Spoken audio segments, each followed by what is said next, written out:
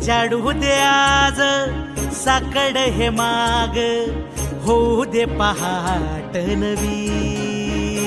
आता होऊन जाऊ दे साऱ्या जगाला पाहू दे, पडू दे पाऊल जरी काट पाया खाली लाकड्याला येऊ दे, पडू दे पाऊल. मोठी लढाई र लढू मातीसाठी र गड्या, मनगटाचं जोर लावून.